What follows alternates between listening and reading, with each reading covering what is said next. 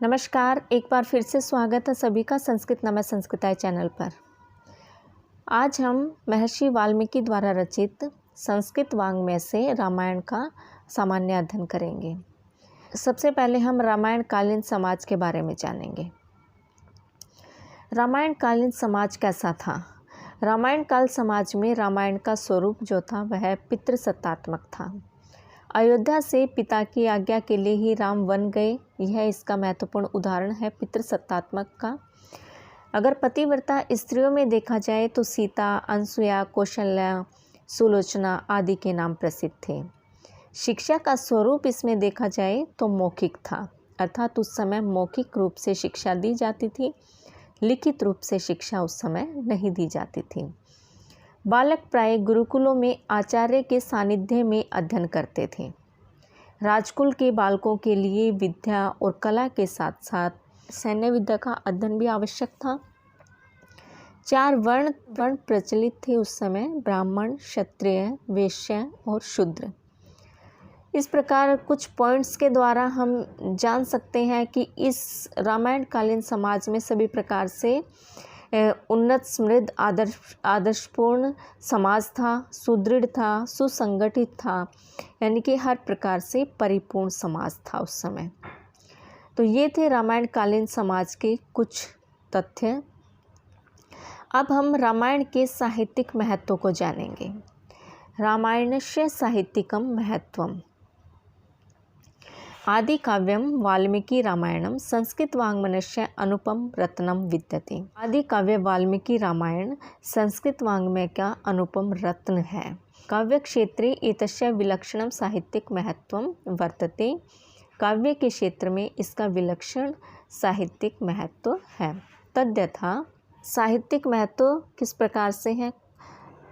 5 points दिए हैं इसमें, जैसे रस, छंद, अलंकार, भाषा, भाव और रामायण पंचसंधि।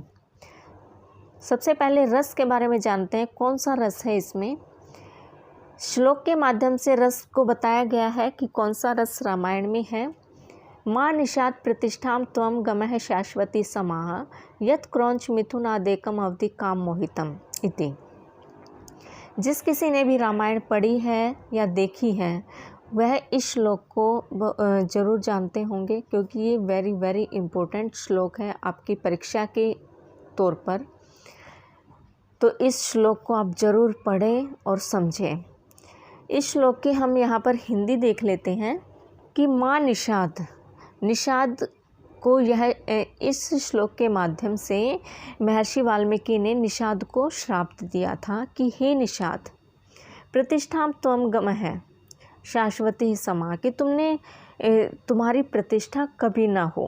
यत जो क्रौंच मिथुनादेकम अवधि काम मोहितम, कि काम मोहित क्रौंच मिथुन में से एक पक्षी को तुमने क्या कर दिया है? मार डाला है, इसलिए तुम्हारी प्रतिष्ठा कभी ना हो।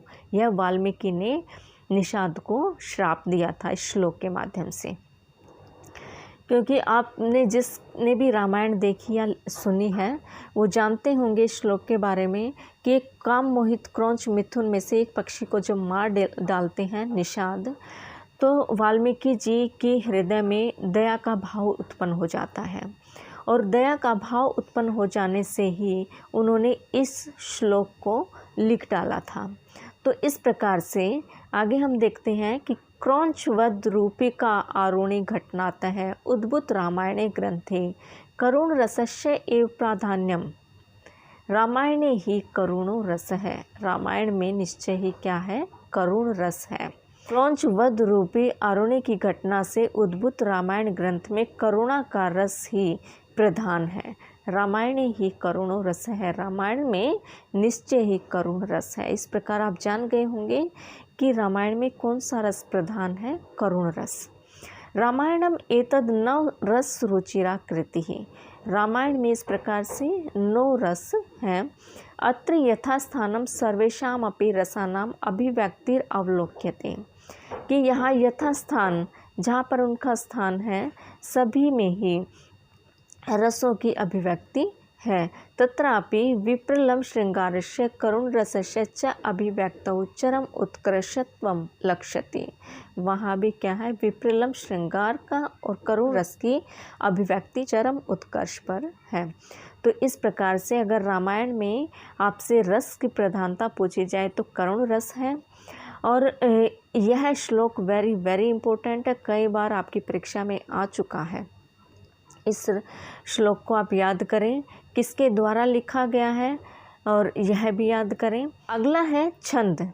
रामायण में छंद कौन सा है? आदि कविर वाल्मीकि मुखात निर्गतस्य अनुष्टुप छंदस्य एव अत्र प्राधान्यम वर्तते। ऊपर वाले श्लोक के बारे में ही यहाँ पर दिया गया है कि आदि कवि वाल्मीकि के मुख से निकला हुआ कौन सा अनुष्टुप छंद ही यहाँ प्रधान है। आदि कवि वाल्मीकि के मुख से जो श्लोक लिखा था, इससे पहले हमने जो श्लोक पढ़ा है उसमें अनुष्टुप छंद की प्रधानता है, अनुष्टुप छंद है इसमें। यह भी इम्पोर्टेंट क्वेश्चन बनता है कि इस महर्षि वाल्मीकि के मुख से निकले हुए श्लोक में कौन सा छंद है? अनुष्टुप छंद है।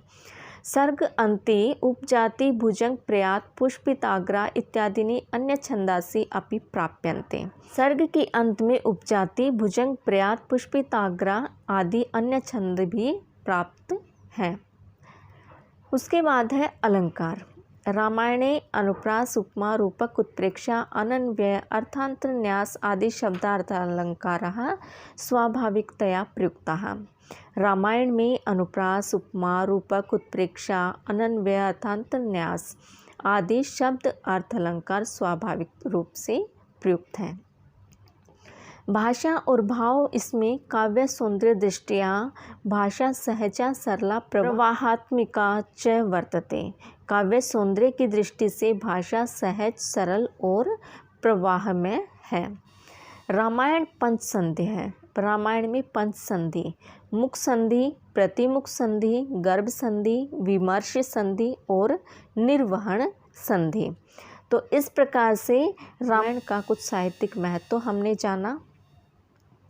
इसके बाद हम रामायण में जो नाटक है, रामायण के अंतर्गत जो नाटक आते हैं वह हम देख लेते हैं।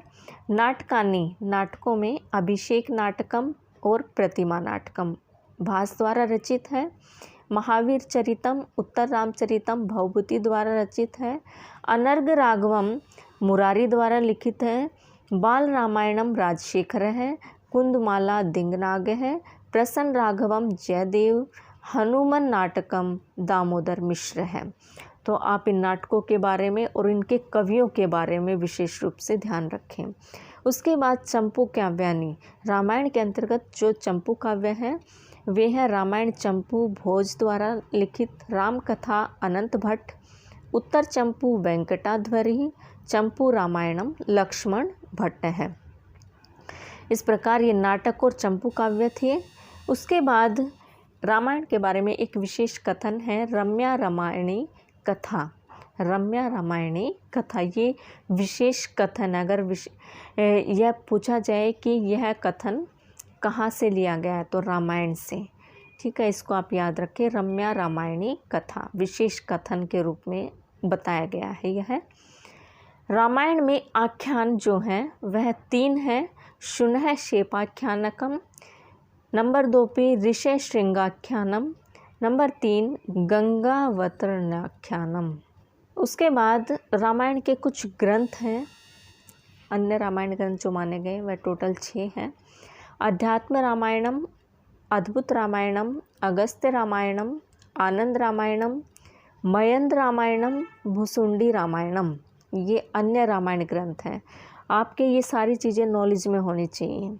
काव्य ग्रंथ जो हैं रामायण के अंतर्गत आते हैं, रघुवंश महाकाव्य, जानकी हरणम, सेतुबंध है, रामायण मंजरी और भट्टी काव्यम। इस प्रकार से हमने कुछ मेन पॉइंट्स रामायण से निकाले हैं जो कि आपके लिए अति महत्वपूर्ण है। तो आज के लिए इतना ही। वीडियो देखने के लिए धन्यवाद।